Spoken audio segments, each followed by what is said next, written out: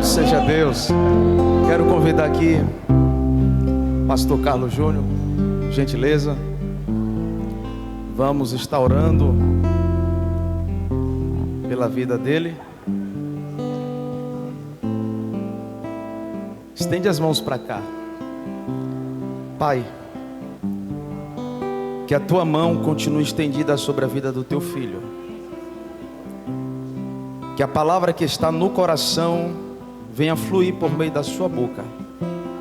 Enquanto ele estiver ministrando a sua palavra, guarda a sua casa, guarda a sua família, Senhor, e edifica-nos a fé, em o nome de Jesus, amém.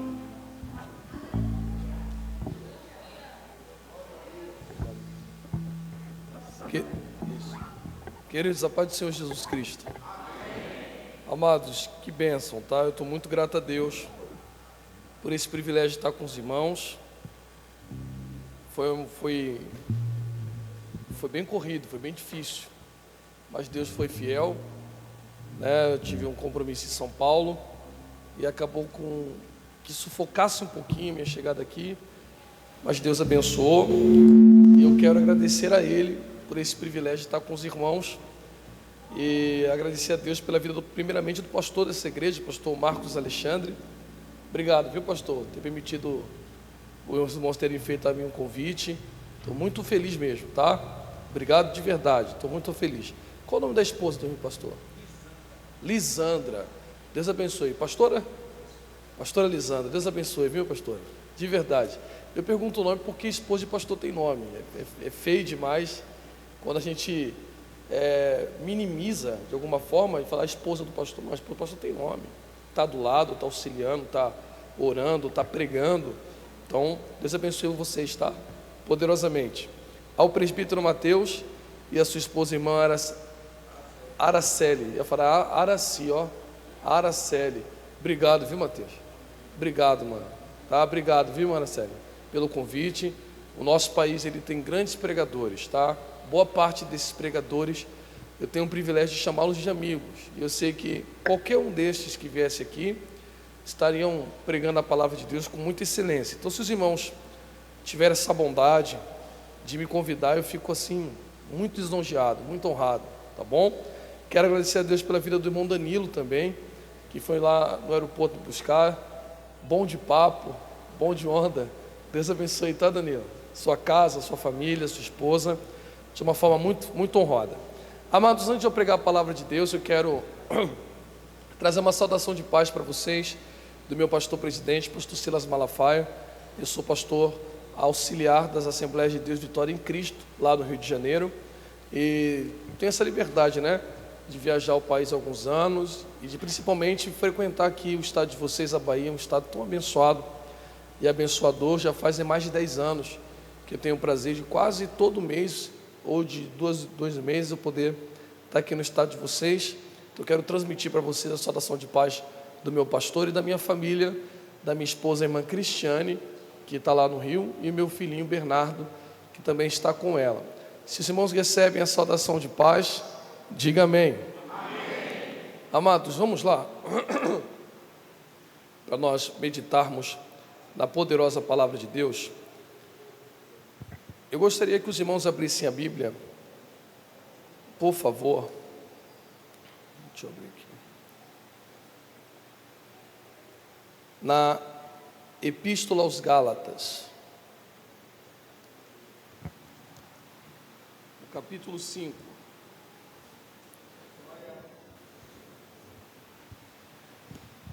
Gálatas 5.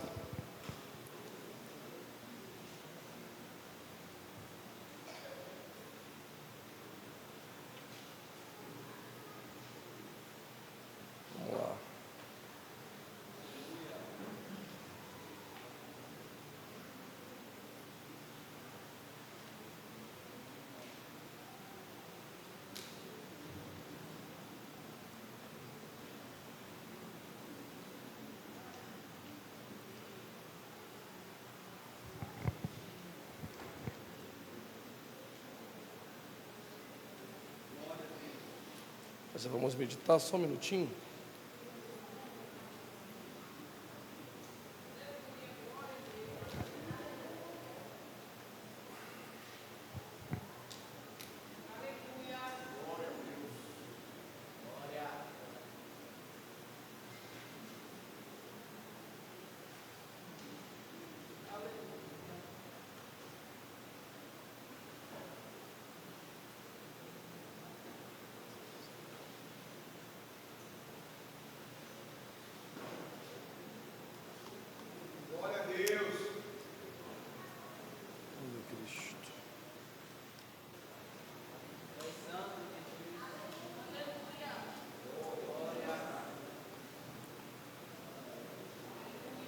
Irmãos, só se Deus não quiser que eu pregue essa mensagem aqui para você.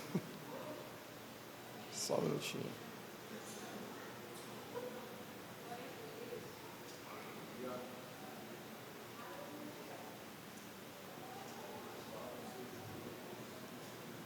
Pronto. Vamos lá. Faça como o pastor Marcos Alexandre, ele ensina os irmãos. Se ele ensina que os irmãos podem ficar sentados, os irmãos fiquem à vontade. Se ele ensina em pé, os irmãos coloquem-se em pé.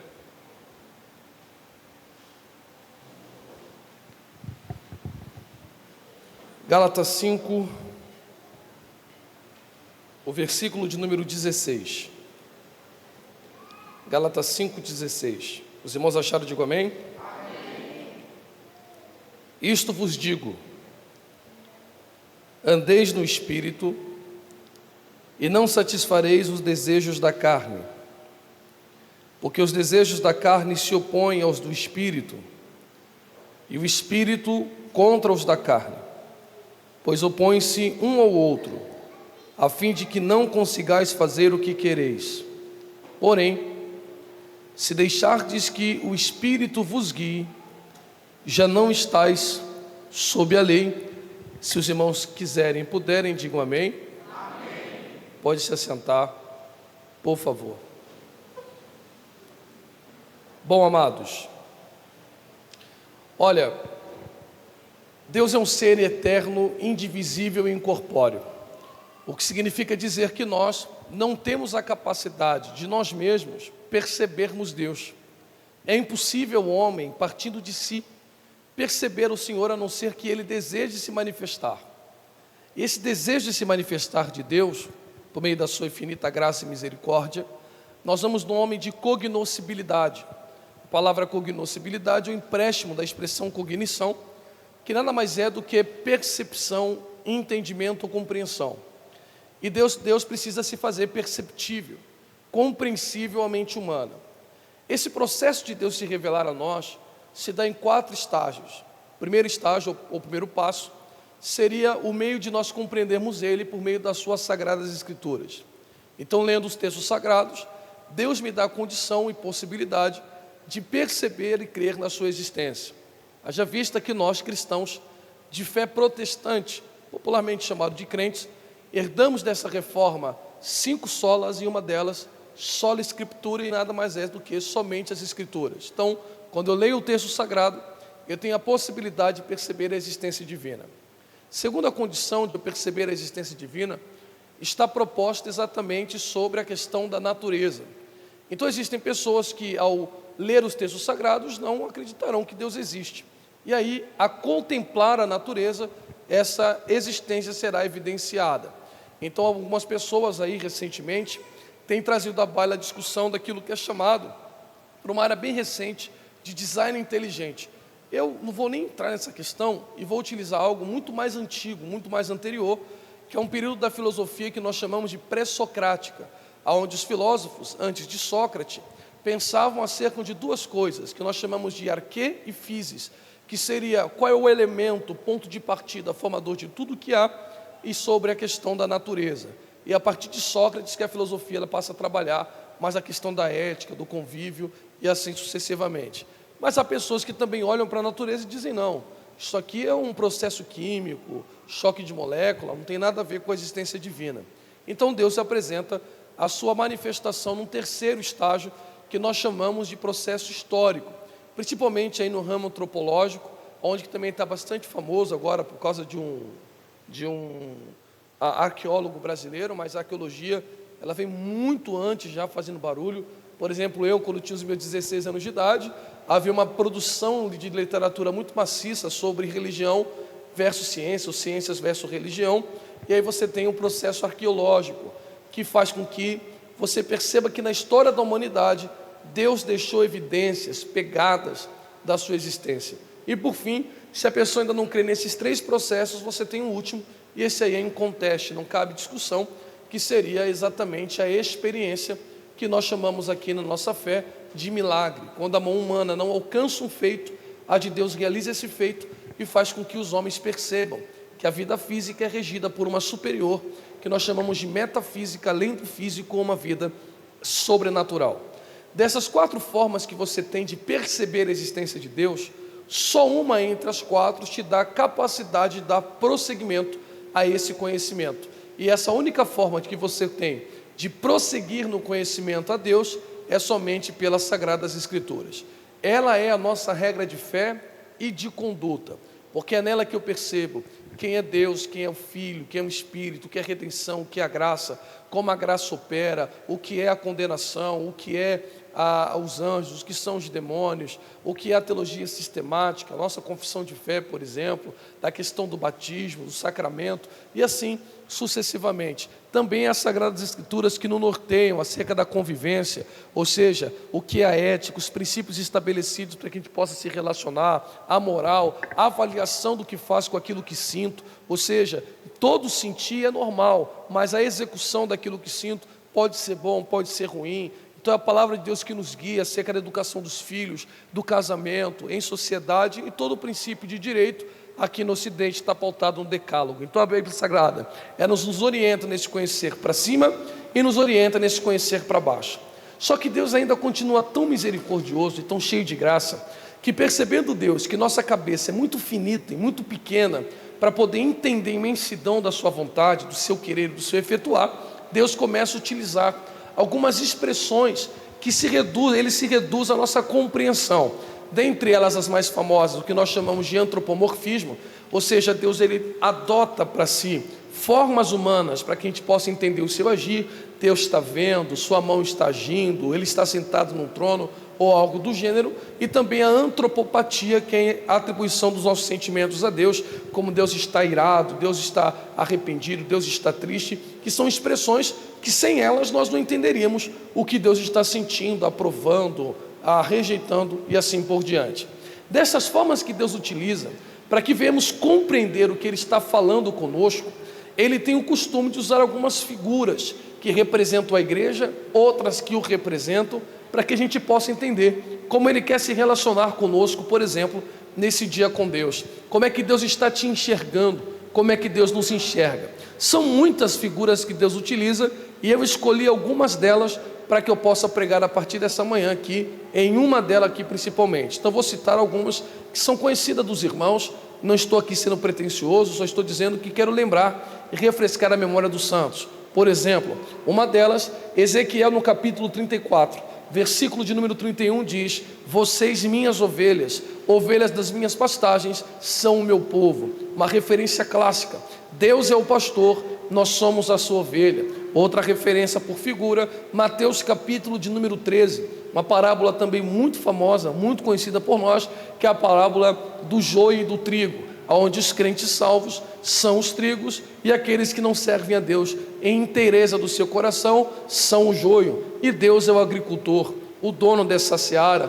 Primeira epístola de Pedro, capítulo de número 2, versículo 5, nós temos outras 2 figuras também fundamentais para a igreja de Cristo. Dentre elas, o apóstolo Pedro diz: vocês também, sendo utilizados como pedras vivas na edificação de uma casa espiritual, para serem sacerdócio santo, ou seja, somos pedras, aonde Cristo na construção principal é a pedra fundamental, aonde nós somos encaixados nele. E outra referência sobre o seu sacerdócio, que no Antigo Testamento, Deus chamando Moisés lhe disse: a partir de hoje, diga aos filhos de Israel que não tomarei mais os primogênitos, pois os da tribo de Levi são meus. Ou seja, sacerdócio do Antigo Testamento era da linhagem de Arão. Novo Testamento, Cristo é um sacerdote da linha de Melquisedeque e nós somos os seus sacerdotes. A Mateus capítulo de número 5, versículo 13 e 14, 2 outras figuras muito utilizadas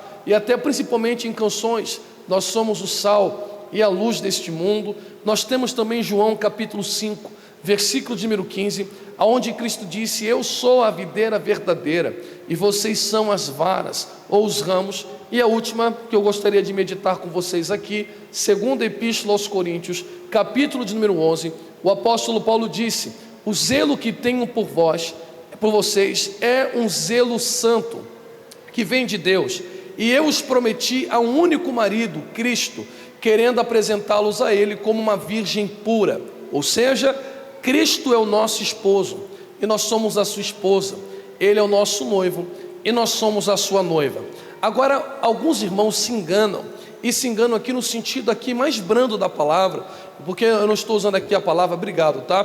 Que se enganam por falta de conhecimento, às vezes por deslize mesmo, de acreditar e dar ênfase que esta relação de Deus, sendo nosso marido e nós a sua esposa, ou seu povo no sentido geral, é uma coisa muito recente do Novo Testamento. Muito pelo contrário, essa relação de Deus, tratar a Ele como o esposo e nós a sua esposa, já é vista desde o Antigo Testamento. Por exemplo, Isaías no capítulo 54, no versículo 5 do seu livro, ele diz: pois teu Criador é o teu esposo, o Senhor dos exércitos é o seu nome, o Santo de Israel é o seu Redentor, e ele é chamado Deus de toda a terra. O que o texto sagrado está dizendo é que desde o Antigo Testamento, Deus sempre viu a relação dele com seus filhos, ele sendo marido e nós a sua esposa. Agora uma diferença aqui, que eu gostaria de ressaltar aos irmãos. Há uma diferença entre você enxergar Deus como marido sobre a égide do Antigo Testamento e como marido no Novo Testamento, porque a visão de casamento ela é distinta. Por exemplo, irmãos, lá no Oriente Médio ou próximo, vou falar aqui do povo de Israel, dos judeus, de onde a nossa fé é difundida. Eles criaram, os rabinos, um documento nupcial que não é bíblico, mas é muito saudável, chamado de Ketubá. Eu até tenho sugerido que seria até bom que os irmãos usassem Ketubá. O que a Ketubá é? É um contrato onde se estabelece direitos e deveres dos cônjuges. Então o noivo senta com a noiva e assim vice-versa, e eles vão estabelecendo e vendo quais serão os papéis deles durante a relação. Você que é casado assim como eu, está com a esposa há 10 anos ou mais, sabe muito bem disto, que o casamento ele é uma relação normal como qualquer outra. Muito me ofende, por exemplo, quando a pessoa diz que casamento é difícil. Você se engana. Qualquer relação humana é difícil, qualquer relação. Por exemplo, quem aqui já discutiu com o pai e com a mãe? Diga amém, por favor. E com os irmãos, diga amém. Qualquer relação não é difícil, porque são cabeças diferentes. Agora imagina, você discute com a mãe que te colocou no mundo e com o pai que te colocou no mundo e que você herdou uma carga genética. Como é que você não vai discutir e divergir de alguém que você encontrou 20 anos depois, 15 anos depois da vida? Não tem como, é criação diferente. O que o casamento faz dar certo é você ferir o seu ser narcísico. Quem quer ouvir isso, diga amém. Me convide outro dia que eu venho aqui e explico para vocês. Mas o que eu estou dizendo é que tem um contrato nupcial, ok? E na hora que você tem uma discussão entre os cônjuges, por exemplo, a Ketubá, ela pode ser evocada. Então a ideia deles é um casamento muito mais contratualista do que um casamento vinculado, por exemplo, no lado romântico aqui no Ocidente. Então quando eu casei com a irmã Cristiane, não tinha um contrato, não tinha nada estabelecido de deveres e direitos. Nós aqui no Ocidente casamos sobre a égide do amor. Isso também é muito funcional, porque quem ama renuncia, quem ama abre mão, quem ama participa, quem ama auxilia, quem ama quer ver o outro bem, quem ama quer ver o outro feliz, e essa é a nossa ideia. E sobre esse pensamento, Jesus diz a mesma coisa como nós cremos. E olha o que Jesus diz acerca da nossa relação de casamento com Ele e com Deus. Evangelho segundo escreve Mateus, capítulo 22, versículo 37 ao versículo 39. E Jesus disse-lhe: amarás o Senhor teu Deus de todo o seu coração e de toda a sua alma e de todo o seu pensamento. Este é o primeiro e grande mandamento. E o segundo, semelhante a este é: amarás o teu próximo como a ti mesmo. O que é que Cristo está dizendo? Quem não ama a Deus jamais respeita o contrato. Vou repetir: quem não ama a Deus jamais respeita o contrato, porque quem o ama pratica aquilo que ele ensina. Então o que Deus ensina, quer no Novo ou no Antigo Testamento, essa ideia de amar o próximo não é uma invenção de Cristo, já é o cerne de todo o Pentateuco. Os judeus ensinam isto muito tempo antes de Cristo e continuam ensinando, vinculado principalmente em Levítico capítulo 19, amarás o teu próximo como a ti mesmo. E lembrando aos irmãos que quase em 100 anos, quantos anos, irmãos? Só houve, se não me falha a memória, 1 ou 2 apedrejamentos em toda a história do Sinédrio. Os próprios judeus lutavam para que ninguém fosse apedrejado, e você pode ver, por exemplo, em Jerusalém, um lugar onde os judeus sabem que todo lado sodomita, ele é pecaminoso. Para que não possa aqui, vou falar sodomita, para que fique entre linhas, para que os irmãos, eu não vá preso. Mas, por exemplo, em Israel você tem a maior parada gay do planeta. Então você tem os ultra-ortodoxos, mas que respeitam o convívio com o outro. Então você vê que o judeu, ele zela pelo amor ao seu próximo. Então a gente está caminhando bem. Então o que Cristo está dizendo é, assim como vocês casaram com sua esposa ou com seu esposo, e para o casamento dar certo, primeiro você ama para que a relação se sustente, assim é com a minha relação com vocês. Só faz a minha vontade quem me ama de verdade. Aí você diz, então está fácil, servir a Deus essa manhã, para que essa manhã com Deus termine debaixo de muita glória e de muita graça, eu só amar a Deus. E eu amo a Deus, pastor Carlos, eu não tenho dúvida, porque se você não amasse, cá não estaria, num estado tão maravilhoso, num dia tão caloroso, tão lindo como este, você estaria fazendo qualquer outra coisa, menos aqui dentro. O problema é que o amado sabe que nós não amamos de forma completa, e não sou eu que digo isso, é o próprio marido quem o diz. Evangelho segundo escreve João, capítulo 3, versículo 19, olha o que ele diz: e a condenação é esta, que a luz veio ao mundo, e os homens amaram mais as trevas do que a luz. Amaram mais o que, irmãos? Do que a luz. Então não significa que você não ame a luz, é que o nosso coração, ele não vale muita coisa. A gente ama a luz, mas se relaciona com um amante chamado trevas. Então o nosso casamento, se dependesse de nós, não iria ser sustentado, porque nós temos bem casados, mas nós temos um amante. Nós somos bem casados, mas nós temos um amante. Se a luz é Cristo, a trevas é um amante que tenta se enfiar no meio dessa relação. Então a gente ama a Cristo, mas nos deleitamos nas trevas, porque a palavra amor aqui, usada por João, no capítulo 3, versículo 19, ela tem 5 sentidos, que nós chamamos de semântica, e nesses 5 sentidos, na proposta do versículo 19, do capítulo 3, o que Cristo está sugerindo aqui é deleite, é prazer. Ora, o que Cristo está dizendo é, nós somos bem casados, mas matamos o nosso prazer nas trevas. Nós somos bem casados, mas matamos o nosso prazer às trevas. E digo isso aos irmãos, porque quando ele diz assim, na continuação do versículo, que nós amamos mais as trevas porque as nossas obras são más, a expressão utilizada por Cristo aqui, para a obra má, tem um sentido de referência moral. Amados, o que é moral? Nós já vamos mergulhar. O que é moral? Moral é a avaliação do que faço com aquilo que sinto. Exemplifico. Se eu chego aqui na igreja, sedento, morrendo de sede, e avisto esse copo com água, o que é que a ética diz? Ética é princípio. Não coloque a mão naquilo que é seu. Então, por ética, por princípio, eu estou sendo confrontado.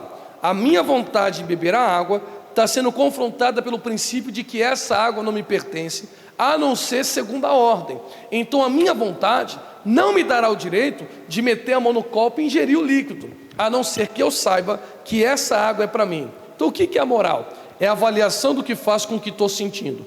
Então o que Cristo está dizendo é o seguinte: quando a vontade grita, o homem se deleita nas trevas e não se deleita na luz. Vou repetir: quando a vontade grita, o homem se deleita nas trevas e não se deleita na luz. E essa ideia minha, de que nós temos um amante, não é minha, é bíblica. Até porque, se eu vier aqui aos irmãos em Feira de Santana, pregar o que eu penso e não o que a Bíblia diz, eu estou fora e não posso usar o púlpito, muito menos ser pastor. E olha o que Oséias diz, no capítulo 4, versículo 12. O meu povo consulta um pedaço de madeira, e a sua vara lhe dá resposta, porque um espírito de prostituição os enganou. Agora a palavra prostituição aqui, pastor Marcos, no hebraico vem do verbo zanum. Zanum em hebraico é prostituir, zanum em hebraico é fornicar, zanum em hebraico é adulterar. Então, querido Deus, pega a relação de Oséias com a sua esposa, que está se prostituindo com outro homem, está dizendo: está doendo, Oséias? Pois é assim que eu sinto quando meu povo se afasta de mim. Eu sou um marido fiel, eu sou um marido que não abandona, eu sou um marido que respeita o contrato, eu sou um marido que zela pela amada, eu sou um marido que dá vida por amada, mas a amada vira e mexe, sai de mãos dadas com o amante. Então, se for pelo contrato, o casamento não poderia existir. Se fosse pelo contrato, o casamento jamais daria certo. Se fosse pelo contrato, você não poderia estar aqui essa manhã, muito menos eu, que dos irmãos sou o primeiro e o mais terrível pecador. Se fosse pelo contrato, nós não teríamos o direito de invocar o nome dele, ou sequer mandar glória para cima. Mas aí, o que é que faz o casamento dar certo? Por que nós sentimos a presença dele se somos uma amada tão vil, uma esposa tão infiel? Epístola aos Gálatas, Paulo vai resolver esse problema. Lembrando aos irmãos que a igreja da Galácia é uma igreja que tem mais pessoas gentílicas do que pessoas que são judeus. Então provavelmente a igreja da Galácia é uma igreja que tem mais cristãos que vieram convertidos do mundo do que pessoas que já conheciam a fé. Por que eu sei disto? Porque Paulo no capítulo 2 de Gálatas dirá que existem falsos irmãos que querem introduzir no meio do povo a volta à circuncisão. Então Paulo está dizendo, você não pode, em hipótese alguma, circuncidar. Aí você diz, ué pastor, por que eu não posso circuncidar? Capítulo 5, versículo 2, eis que eu, Paulo, vos digo, que se vos deixar de circuncidar, Cristo de nada vos aproveitará. De novo protesto a todo homem que se deixa circuncidar, que está obrigado a guardar a lei. Separados estão de Cristo, vós que vos justificastes por causa da lei, da graça tendes caído. O que é que Paulo está dizendo? Se você voltar para a lei ou para o contrato, qual era a necessidade de Cristo ter morrido? Se não, no capítulo 2, versículo 21 da própria epístola, Paulo diz isto afirmando, não aniquilo que a graça de Deus, porque se a justiça provém da lei, segue-se de que Cristo morreu de forma desnecessária. Alguém está me ouvindo? Diga amém, por favor. O que Paulo está dizendo? Se você consegue manter o casamento pelo contrato, para que cruz? Se você consegue ser fiel de forma plena, para que Calvário? Se você consegue respeitar o casamento de forma integral, se você consegue não pecar, Cristo morreu de forma desnecessária, morreu de forma gratuita e sem nenhum significado. Mas Cristo, percebendo que o casamento ia acabar, o amante tem um amigo. E se você está pensando que o nosso amante é o diabo, você está redondamente enganado. Eu já vou mostrar para você quem é o nosso amante. Se o amante não é o diabo, quem é o diabo? É o amigo do amante. Então o diabo é o leve trás. O diabo é aquele que vem tentar te convencer, depois dessa relação maravilhosa com o marido, ao sair por estas portas, que o amante está te esperando na esquina. Então o diabo tem essa ideia de te tentar, e não somos tentados por coisa alguma, a não ser por aquilo que nós desejamos. Só que o diabo contra a igreja só tem dois poderes. Quais são os dois poderes, pastor? Primeiro, o diabo é tentador. Segundo, o diabo é acusador. Então o diabo quer destruir o nosso casamento com Deus. E como é que ele destrói? Primeiro ele te tenta, fazendo você deitar com o amante. Depois que você deita com o amante, ele te acusa para o marido dizendo, vai continuar casado com ele? Vai continuar casado com ela? Vai continuar de mão dada com ele? Vai continuar se relacionando com ela? Então, para o casamento não diluir, o apóstolo Paulo, no capítulo de número 3, versículo 6 ao 14, ele diz, é o caso de Abraão que creu em Deus, e isto lhe foi imputado por justiça. Sabeis, pois, que os que são filhos de Abraão,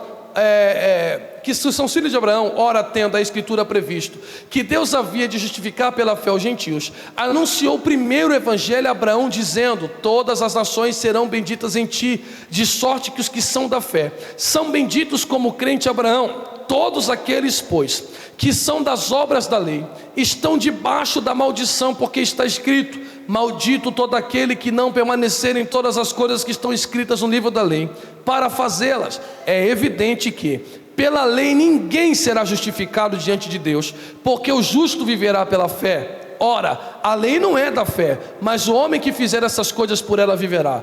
Cristo nos resgatou da maldição da lei, fazendo-se maldição por nós, porque está escrito, maldito todo aquele que for pendurado no madeiro, para que pela lei nós recebamos pela promessa, para que pela fé nós recebamos pela promessa o Espírito Santo. Irmãos, como um homem fala, se o testamento de um homem for confirmado, ninguém o anula, nem lhe acrescentará coisa alguma. Ora, as promessas foram feitas a Abraão e a sua posteridade. E o texto diz, as posteridades, como falando de muitas, como de uma só, é a tua posteridade, que é Cristo. Deixa eu deixar claro aqui o que Paulo está dizendo. Aqui ninguém consegue respeitar o contrato, porque nós temos um amante. Ô pastor, quem é esse bendito amante? É você mesmo. Então eu tenho um amante, E o nome deste amante é Carlos Júnior. Então aqui dentro do Carlos existe um outro Carlos que não quer esse casamento. Aqui dentro existe um Carlos que me distancia desta relação.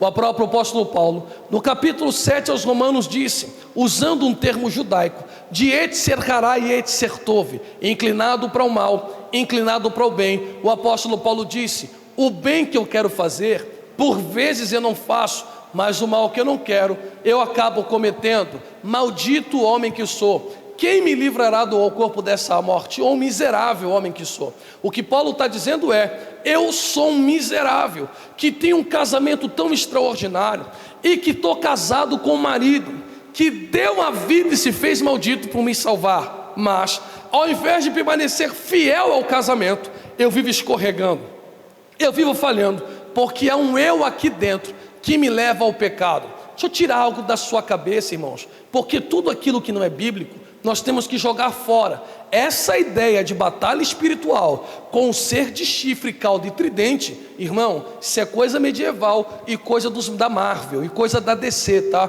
E coisa de Vingadores, coisa da Liga da Justiça. Nossa batalha não é com chifre, com cauda e com tridente. Nossa batalha é a morte do eu. Entenda, o diabo não tem esse poder que as pessoas estão dando. Isto é chamado de maniqueísmo. E maniqueísmo é uma heresia. É atribuir ao diabo uma posição divina, como se tivesse um Deus bom e um Deus mau. E nós ficamos nessa guerra, semelhante aos Vingadores. E o diabo é o Thanos. Esquece essa ideia. O diabo não tem esse poder, irmãos. O diabo tem poder em Feira de Santana. Em Feira de Santana e no mundo, ele faz o que quiser. Mas contra a igreja de Cristo, ele não tem poder para tocar no corpo de um salvo, a não ser que o próprio Deus assim permita. E eu poderia dar as referências, mas não vou entrar em batalha espiritual. Mas para que você entenda, a batalha não é contra o diabo, a batalha é contra você. Olha como é que a batalha ocorre. Sujeitai-vos, pois, a Deus. Resistir a quem?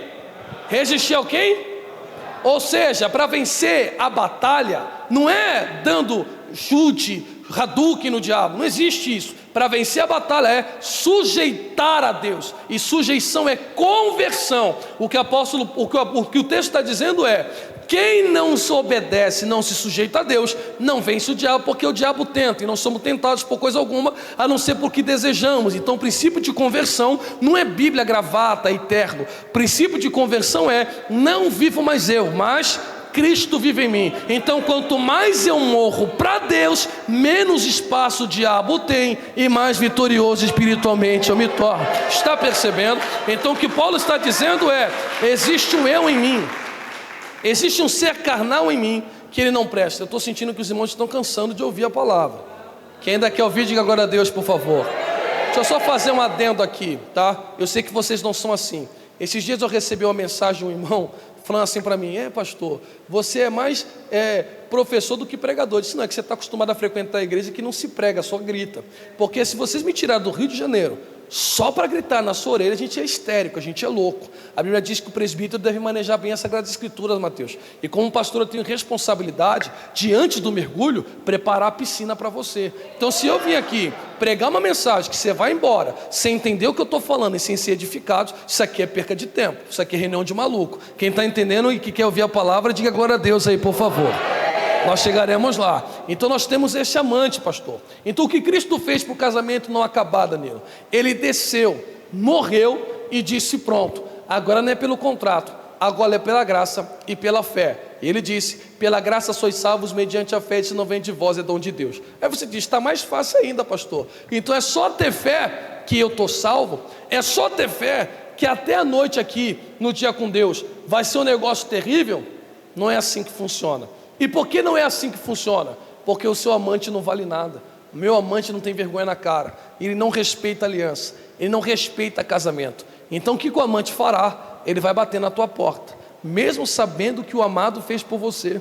O amante vai bater na tua porta, mesmo sabendo que o marido morreu para te salvar. O amante vai bater na tua porta. E não dá mais para conversar com esse amante. Não dá mais para conversar com a carne, porque a carne não sabe ouvir não.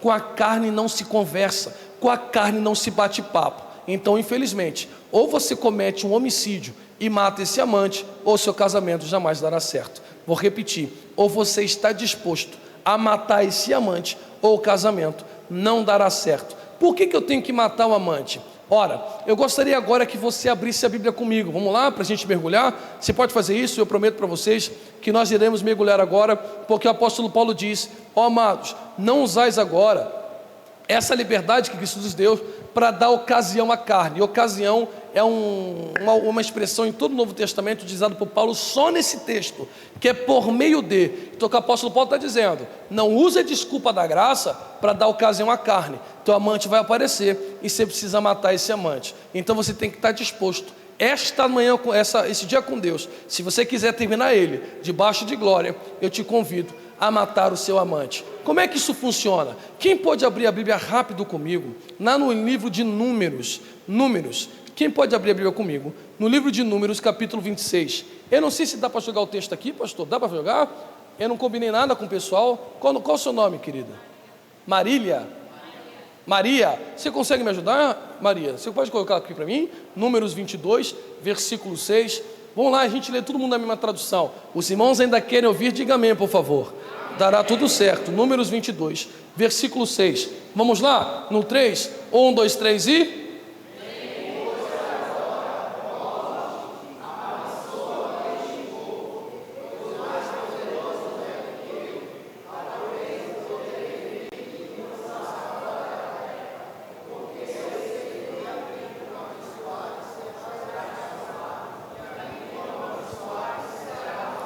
Você conhece esse texto. Balaque contrata Balaão com um princípio. Não se canse, a gente vai mergulhar agora. O que Balaque está dizendo para Balaão? Ô Balaão, você é profeta de Deus. Amado, Balaão não é profeta pagão, tá? Balaão é profeta do Senhor mesmo. Então ele está dizendo assim, ó, eu sei que tudo que você diz se cumpre. E tem um povo lá em Feira de Santana que não é um povo normal. Esse povo venceu o Egito. O que Balaque está dizendo? Quem é que vence o Egito sem colocar a espada na mão? Quem é que destrói a nação mais poderosa sem lança e sem escudo?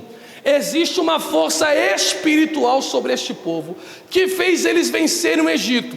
Para eu tocar no físico deles, Balaão, você precisa desligar eles espiritualmente. Então o projeto de Balaque é: desliga eles no espírito, que fisicamente eles ficarão fragilizados. Esse é o pensamento de Balaque. Então o que Balaque está dizendo? Nós precisamos tirar esse esposo da jogada. Há alguma força na vida deste povo que está fazendo eles vencerem. Pois bem, o que Balaão diz para Balaque?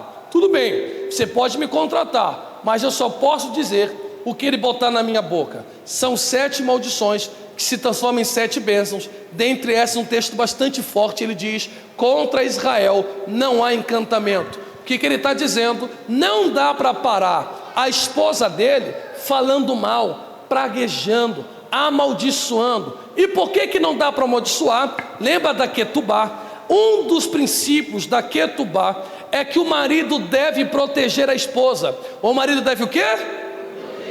O que Balaão está dizendo para Balaque é: não dá para parar a igreja. Qual é o nome da igreja, pastor? Não dá para parar a palavra profética arriando despacho. E nem precisa ficar cantando sobre isso, que isso é loucura, tá? Não adianta parar a palavra profética amaldiçoando, ameaçando. E por que não dá para parar a palavra profética de fora para dentro? Porque a noiva é fraca, mas o marido é forte e não abre mão dela. Está melhorando? Então eles têm um marido que não vai deixar a esposa ser sacudida. Aí Balaão, você diz, Balaão não conseguiu terminar o casamento. Olha, irmão, cuidado, hein? Balaão conseguiu amaldiçoar o povo de Deus. Eu vou provar para você na Bíblia. Que isso, pastor? Está no texto sagrado. E você quer ver o texto? Me ajude, irmã Maria, por favor. Você pode me ajudar? Abre aí a sua Bíblia. Joga aqui para mim, melhor dizendo. Em Números 31, versículo 16. Números 31, 16. Quem quer ouvir ainda, diga glória a Deus, por favor. Números 31, 16. Vamos lá no 3. 1, 2, 3 e...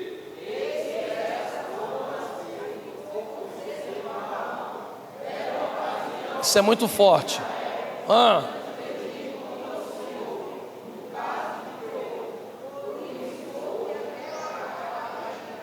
Opa! Estas foram as que por conselho de Balaão. Conselho de quem? Deram ocasião aos filhos de Deus, de Israel, para transgredirem. Essa palavra transgredir, na verdade é prevaricar, e prevaricar em hebraico é Maal, M-A-A-L. Maal significa infiel. Significa o quê? Infiel. Então por causa de Balaão, a mulher foi infiel. Por causa de Balaão, o seu povo foi infiel. E na infidelidade o marido disse: não vou ficar mais com vocês. E quando o marido tira a mão, houve contra o povo o caso de Peor, para que houve aquela praga. Essa praga aqui é Números 22, aonde morreram 20 mil hebreus. Quantos hebreus? 20. Muita boca, pouca voz. Quantos hebreus? 20. Olha o que Balaão está dizendo para Balaque: de fora para dentro não dá para parar a igreja. Então, irmãos, fique tranquilo, tá? Política é muito importante para o Estado, mas não fique com medo de político parar a igreja, tá? Principalmente um senhor que governa Nicarágua. Quem ele pensa que é para poder afrontar a igreja? Ele chegou atrasado. Se 10 imperadores de Roma não sacudiu a igreja e não parou a igreja, quem dirá aí um homem aí ou qualquer governo político? De fora para dentro, eles não param a igreja. Agora a igreja ela pode se frustrar e se destruir de dentro para fora. O que Balaão está dizendo para Balaque? Eu conheço o marido deles, eu conheço o marido dela, e se eles forem infiéis, o marido vai tirar a mão e eles vão morrer. Como é que essa infidelidade acontece? Eles mandam para o acampamento de Israel mulheres de Balaque. Dentre essas mulheres, uma chamada Cosbe. Cosbe é a filha do próprio Balaque. O que Balaão está dizendo? Manda essas mulheres para o acampamento deles lá. Você não quer ouvir não? Vou embora. Você tá... Quem quer ouvir ainda, diga glória a Deus aí, por favor. Manda essas mulheres para lá, e essas mulheres, por meio do sexo, trarão eles para o culto de Baal Peor, que é um culto de idolatria. Então, quando você adora outro Deus, você está cometendo infidelidade, você está cometendo adultério. Então, o que Balaão diz? Faz eles serem infiéis, você não vai precisar nem machucar eles. O próprio Deus vai tirar a mão, e na infidelidade a vida será maldita. E não é que Deus amaldiçoa, é que a vida sem um relacionamento com Deus já é maldita em si mesmo. Quando o povo começa a chorar, o povo começa a dizer: nós acabamos o casamento e a vida está sendo atrasada. Um homem chamado Zinri é o líder da tribo de Simeão. Qual é a tribo dele?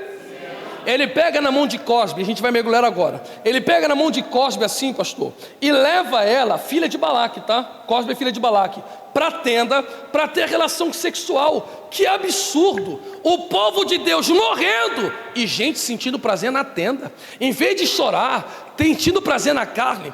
Um deles, chamado Finéias, milhões de israelitas, milhões de hebreus, mas só um teve coragem. Vou repetir, porque tem gente, pastor, que está vendo que o casamento com Deus está indo de água para baixo, em vez de fazer alguma coisa, só chora. Vem para o culto, se arrepia, chora, mas não toma atitude. E ficar chorando não vai restaurar o casamento. Você vir aqui para esse dia com Deus só para chorar, você não vai sentir nada, só arrepio. E tome cuidado, tá, querido? Arrepio não significa que você está sentindo Deus, porque música tem feeling, discurso tem feeling, tem sentimento. Porque se música não fosse viva, Roberto Carlos não fazia a gente chorar. E se discurso não gerasse pessoa ao emocionalismo, pessoas aí, políticos, não arrebatariam multidões. Então não confunda técnica com presença divina. Presença divina não desce aonde o povo está cometendo adultério espiritual. Não adianta estar com a carne viva e se deleitar no marido. O marido não aceita um casamento de qualquer jeito. Então quando o povo está chorando,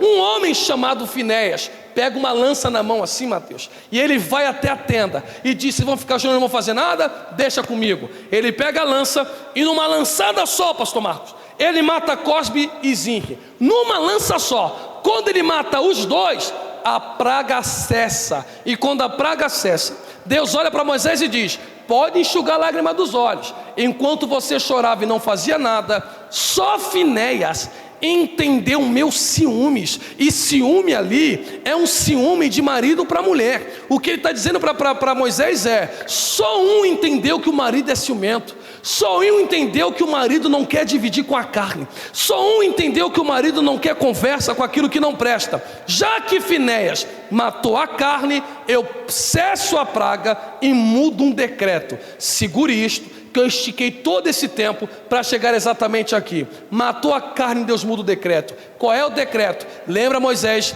que eu disse que sacerdócio só da linha de Arão? Agora, como Finéias matou aquilo que não me agradava, eu farei de Finéias, também da sua descendência, um sacerdócio santo. A palavra Simeão vem do hebraico Shimon. Shimon vem da palavra Shema. Shema significa ouvir. Alguns judeus propõem que a palavra Shimon tem duas expressões: Shan Avon. Shan Avon significa existe iniquidade. O que é Simeão? É aquilo que me faz ouvir o meu lado iníquo. O que é Simeão? Aquilo que me faz ouvir iniquidade. Iniquidade é diferente de pecado.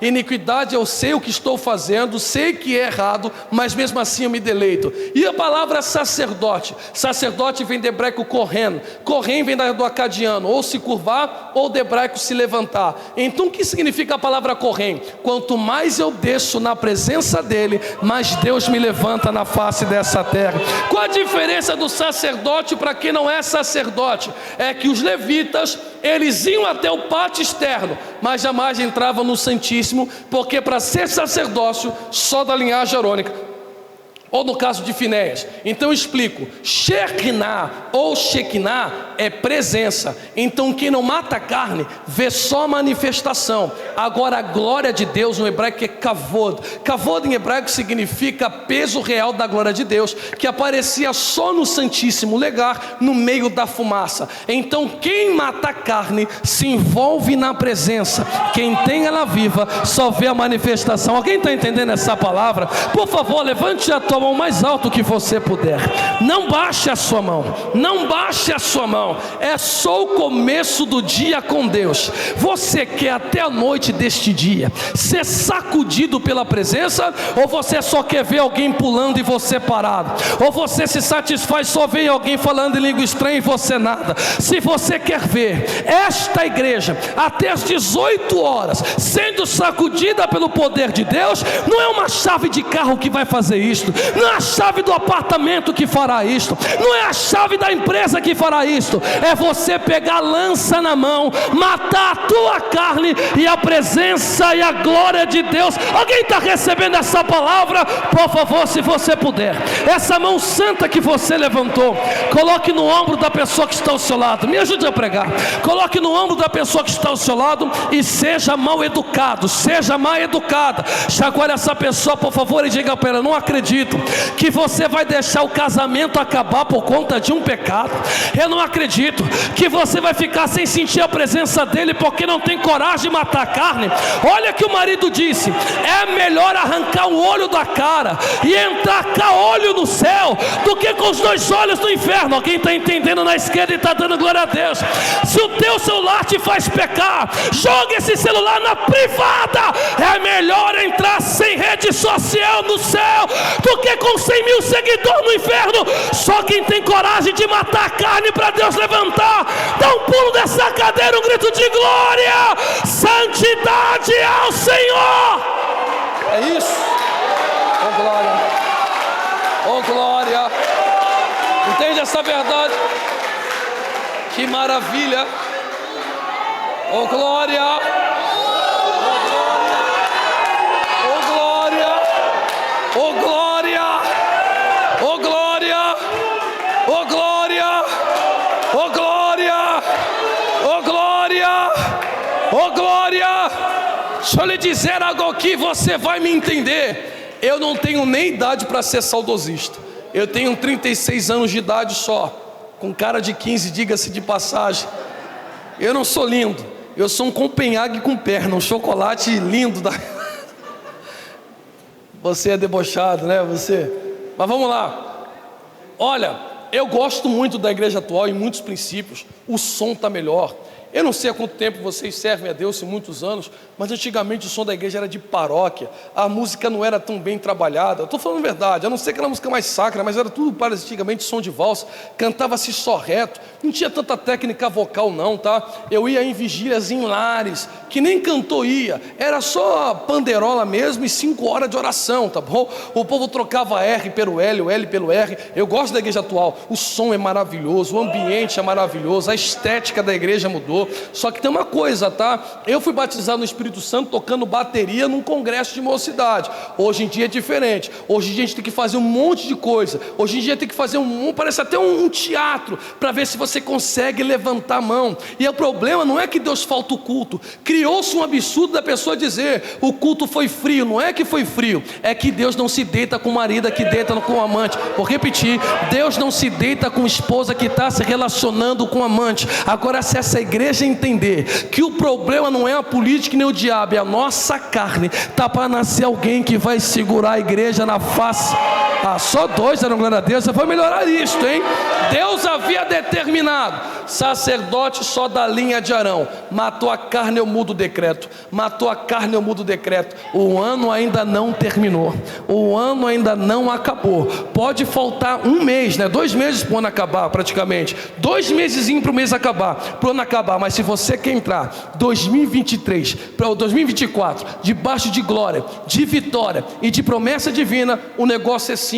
Não é matar frango, não é acender vela, irmãos, não é só fazer voto, não é isso que funciona. Porque isso aqui, com todo respeito às outras religiões, eu estou dizendo as coisas como são, eu não estou ofendendo ninguém. O candomblé é uma religião que nós chamamos de mágica. Por que religião mágica? A pessoa vai lá, paga o trabalho, faz o que tem que fazer e volta para casa. Aqui é relacionamento. Opa! Então Deus não quer um sacrifício, Ele quer obediência. Deus não quer sacrifício, Ele quer obediência. Se você este dia com Deus sair daqui com a lança na mão, Deus mudará decreto sobre a sua vida.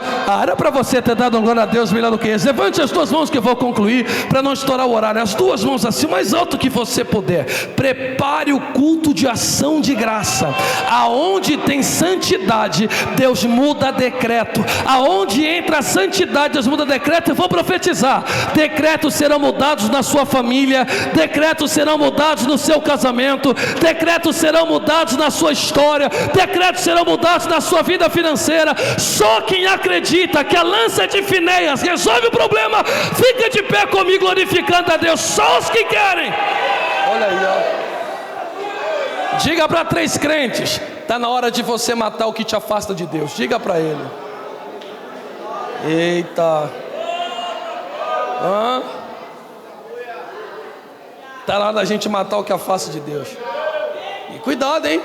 O que afasta de Deus não é só fornicar, é só adulterar. Falar mal do seu irmão é chamado de Lashon Hará. Lashon Hará para Deus é igual ao pecado de adultério, porque falar do seu irmão pelas costas é como doença nos ossos, não tem cura. Se afasta de relação assim. Se a tua rede social te faz pecar, desliga essa rede social. Você não é blogueiro mesmo.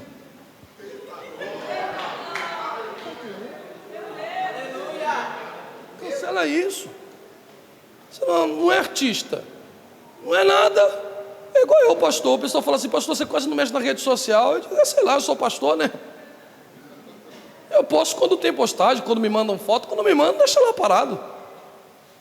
Minha preocupação é uma só.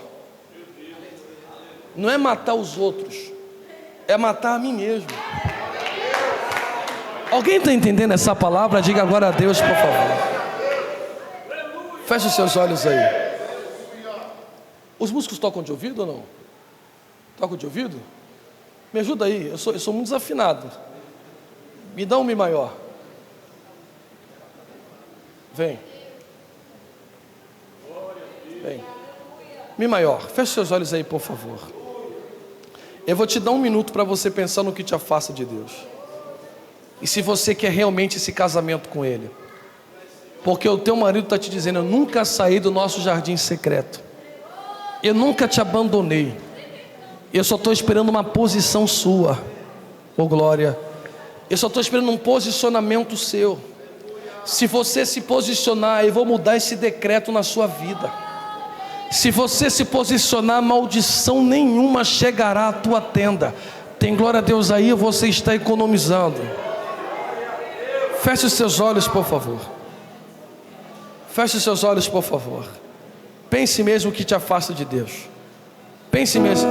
Eu faria até melhor. Mulher com mulher, homem com homem, a não ser que sejam íntimos, namorados, amigos, conhecidos, para evitar constrangimento. De 2 em 2, vire de frente para alguém. Nós vamos orar uns pelos outros. Você pode fazer isso? Escolha alguém aí. Vamos orar uns pelos outros.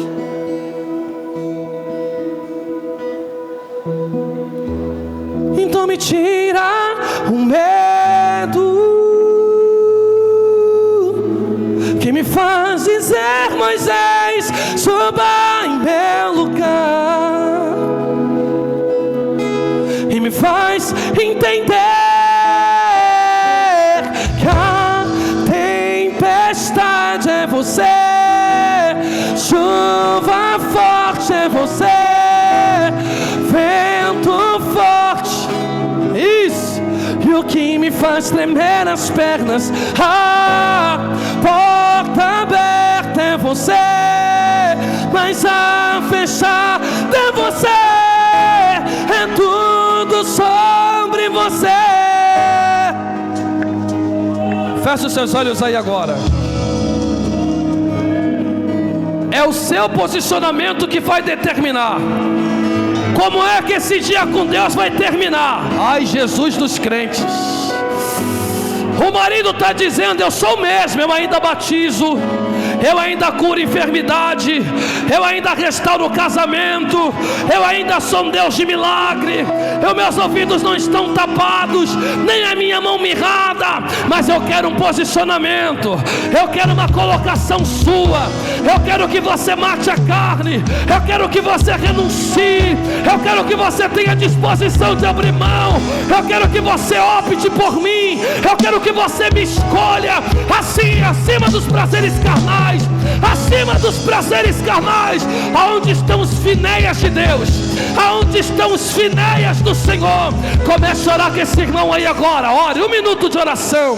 Ore mesmo, diga: Senhor, nós não queremos só ver a manifestação, nós queremos entrar na glória, nós não queremos só ver o Senhor agindo na vida do outro, nós queremos que o Senhor haja na igreja por completo, nós queremos sumir no meio da sua fumaça, nós queremos sumir no meio do Santíssimo. Ai, ai, ai, ai, ai. Já tem gente falando em outras línguas.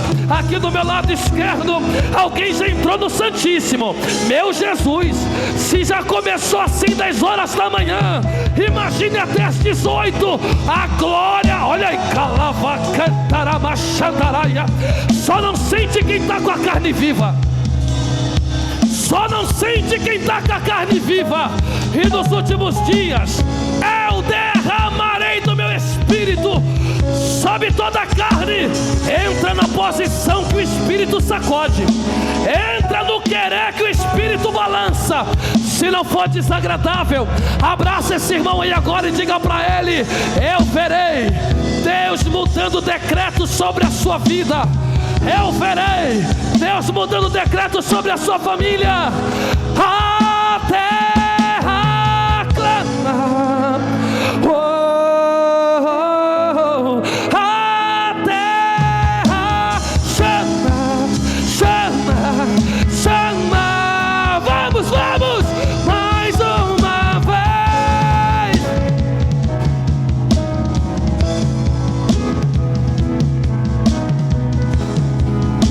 Tá fraco, tá fraco, vamos. A terra chama.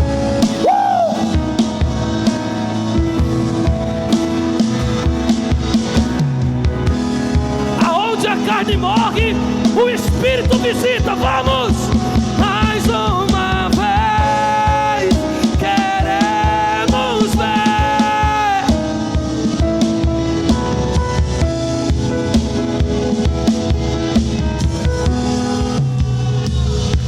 Deus proverá quando azeite e a farinha faltar, quanto a minha. Solte a voz, vamos, vamos. Meu Deus proverá, mesmo cego me faz enxergar, mesmo falho me faz andar sobre as águas. Não vivo pela vista, não.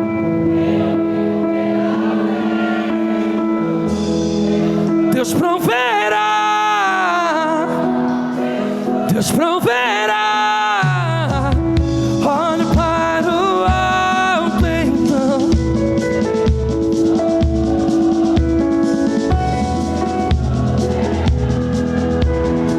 Vou passar o microfone. Alguém está sentindo a presença de Jesus? Vou perguntar mais uma vez: alguém está sentindo a presença de Jesus? Antes de eu encerrar, olhe para mim. Oh glória, oh glória, oh glória, oh glória.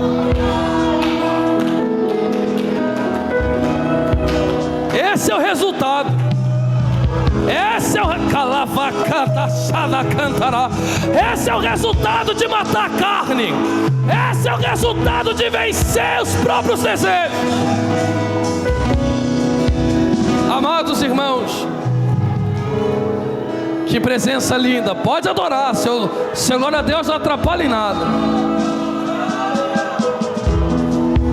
Antes de eu passar o microfone e fazer uma última coisa, que eu sei que vocês têm uma programação, eu quero fazer um elogio antes de mais nada. Eu quero agradecer a Deus, porque mediante uma palavra de santidade, vocês se reagirem com a forma que vocês estão reagindo, é sinal que essa igreja está muito saudável espiritualmente. Esse é o primeiro ponto. Esse é o primeiro ponto. Segundo ponto: amanhã o culto começa a que horas, pastor? 6:30. 6:30 amanhã. Amanhã, se você tiver disposição, sob esta palavra, debaixo desta palavra, faz um jejum amanhã e vem para cá. Faz isso. A igreja inteira faz isso. Eu estou sentindo o negócio do Espírito Santo muito lindo aqui. Entra num posicionamento de santidade para tu ver se ele não vai sacudir tua família. Alacalavacanto revassar. Entra num posicionamento de santidade para tu ver se nesse bairro e nas adjacências dessa igreja, se a criminalidade não vai começar a baixar. Entra na santidade com Jesus para tu ver. Cadê o povo santo? Cadê o povo eleito? Cadê o povo Eu preciso concluir. Meu Jesus, eu quero voltar aqui, pastor. Eu quero voltar aqui. Vira a mão em direção à tua casa agora. A tua casa. Se você entender que a santidade traz Deus mais perto.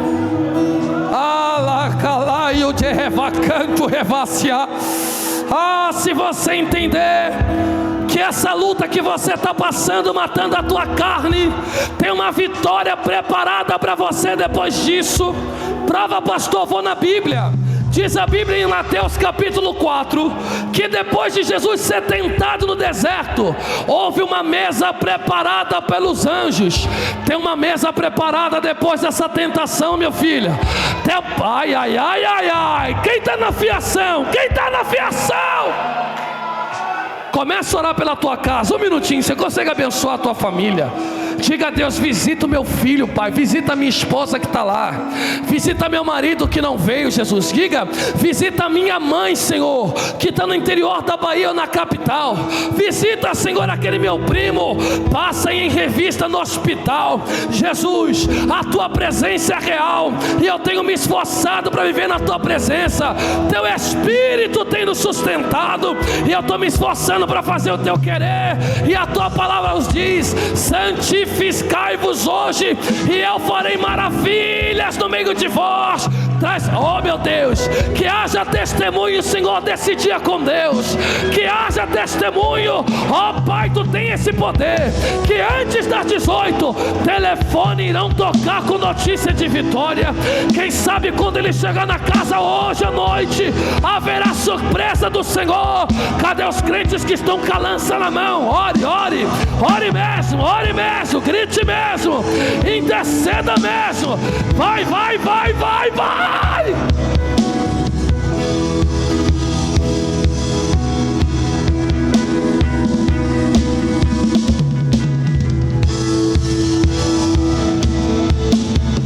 Guerreia, guerreia.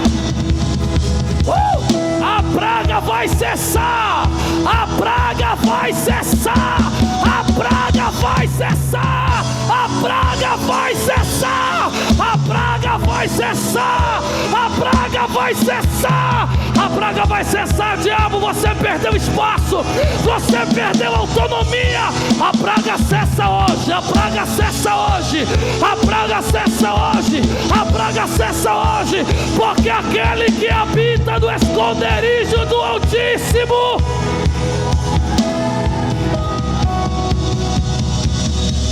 Tome seu assento um minuto aqui que eu vou fazer um convite. Eita Deus. Santidade entra, a praga cessa. Santidade entra. Ai. Santidade entra, a praga cessa.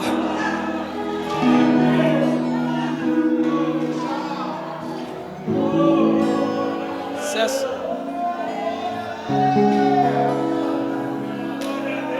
Oh glória. Oh glória.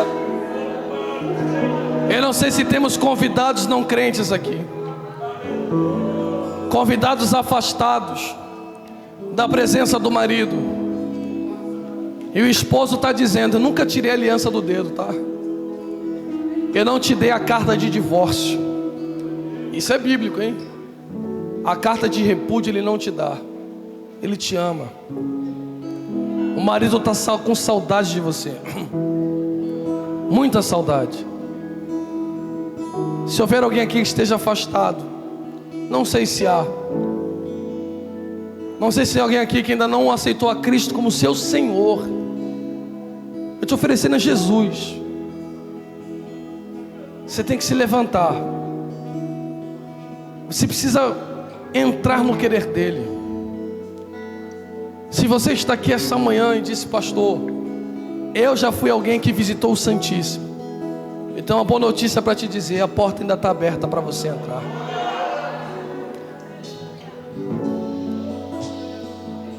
E eu quero orar com você. Alguém aqui esta manhã que quer voltar para Jesus ou aceitá-lo como seu Salvador?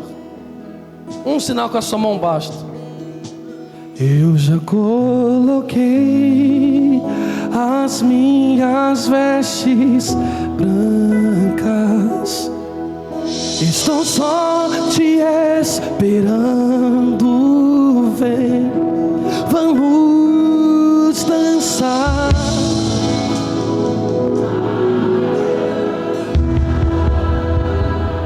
Onde está a primeira vida?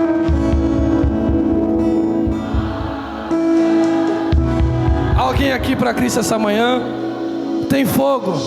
Tem fogo nos olhos. Eu não imaginava que era lindo assim. Que era lindo assim. Meu noivo esperado.